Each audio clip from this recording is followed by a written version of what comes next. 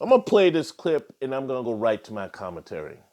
I would say that violence by the police and sexual violence are different in that in most of the police violence cases, Dr. Hill, we have witnesses, at least a half dozen in many cases. And in almost every case, there's been at least one, two, or three people who not only saw the entire encounter between the police officer and their victim, but in many cases, it was captured on video. So it becomes indisputable. Officer Chauvin's assassination of George Floyd was caught on video. But by contrast, the accusations against Bill Cosby were not caught on video. The accusations against Deshaun Watson were not caught on video. And then we also see a difference in the manner in which black men who are accused of sex crimes are treated in comparison to white men. Whatever happened to the case against the owner of the New England Patriots? Why didn't that get the same energy? Why didn't the case involving Ben Roethlisberger of the Pittsburgh Steelers, why didn't that get the same energy? What about the Duke lacrosse team of several years ago who sexually assaulted a young black female student? Why didn't that get the same energy? What about Marv Albert, who was the leading NBA announcer at that time, accused of sexual Yeah. abuse, and it didn't get the same energy? So all we're saying is sexual abuse is wrong. Black women suffer from it way more than white women do. As a black man, understanding the history of the sexual objectification of the black woman in her body, I'm extremely sensitive to the issues of black women when it comes to sexual abuse and exploitation. But at the same time, I will not stand by and watch a black man get publicly lynched before he has had his day in court. Right. I guess it's hard for me to uh, take that answer without asking the question, rhetorical question of, well, what does freedom look like? I agree with you. White men get away with all kinds of stuff. They do all kinds of harm. White men have destroyed this world from the moment they've been on the planet. You and I will agree on that.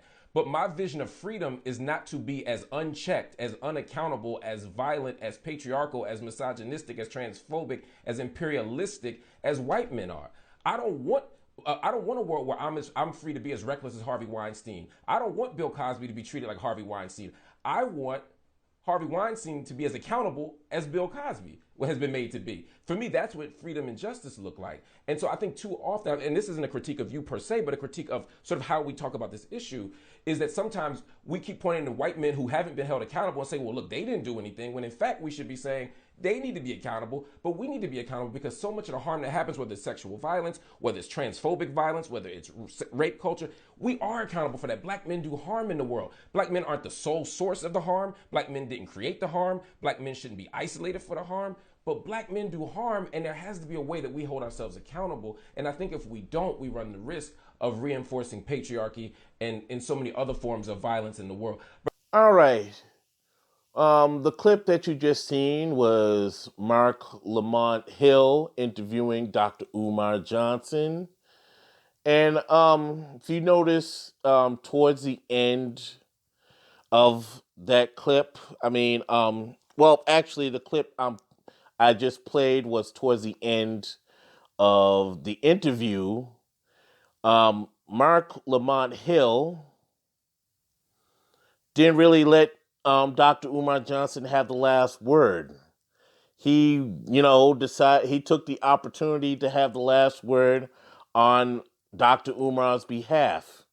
And as I take a critical look at this clip or at the end of this interview, Marc Lamont Hill, or as I call him, Moist Lamont Hill, was virtue signaling. Who is he virtue signaling? He was virtue signaling the MeToos. He was virtue signaling LGBTQ out there. So this really wasn't a Dr. Umar Johnson interview. This was just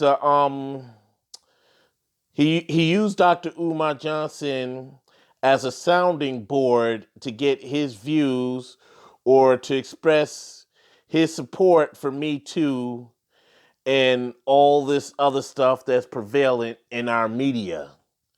He really didn't care about Dr. Umar Johnson. And I know that him and Dr. Umar are from the same neck of the woods. But sometimes it be the people from your hometown that are going to throw the most hate in your direction or not try to let you get a word in edgewise. I noticed that. And it's evident by this clip here that Moist Lamont Hill is a hater.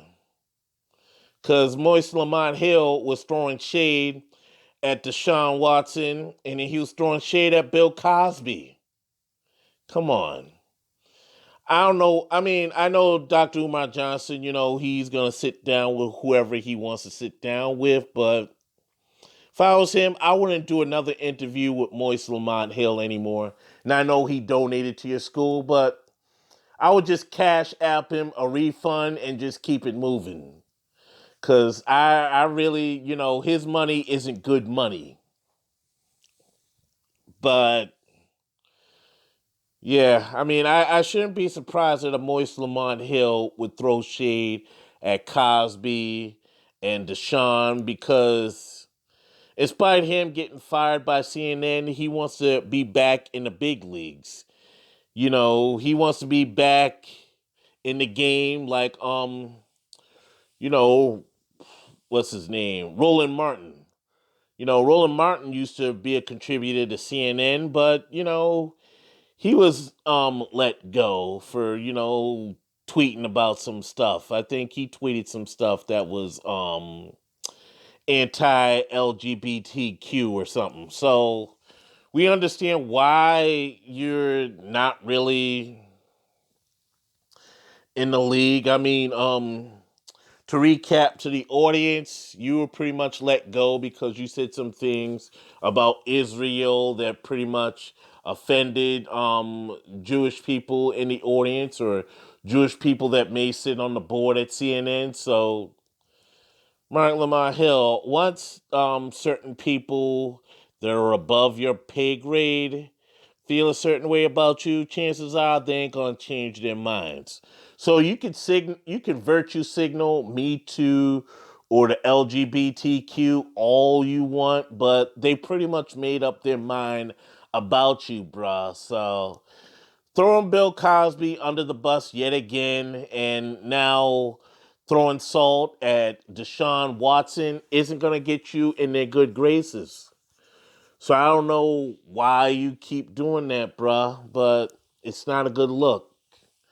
Cause once somebody feels a certain way about you, that's it. You ain't gonna get back in the door. In fact, you'll be lucky if you get anywhere within the vicinity. You gone, you out. And using Dr. Umar Johnson as a come up to get back into a CNN or maybe an MSNBC, is it gonna happen for you, bruh? So some you just enjoy being BNT. I think that's the name of the network or the outlet that he's on. But once an entity like a CNN kicks you to the curb, that's it. So that is my editorial on Moist Lamont Hill. Please like, share, comment, and subscribe. Don't forget to hit the bell for notifications. Follow us on Twitter. And as always, one love.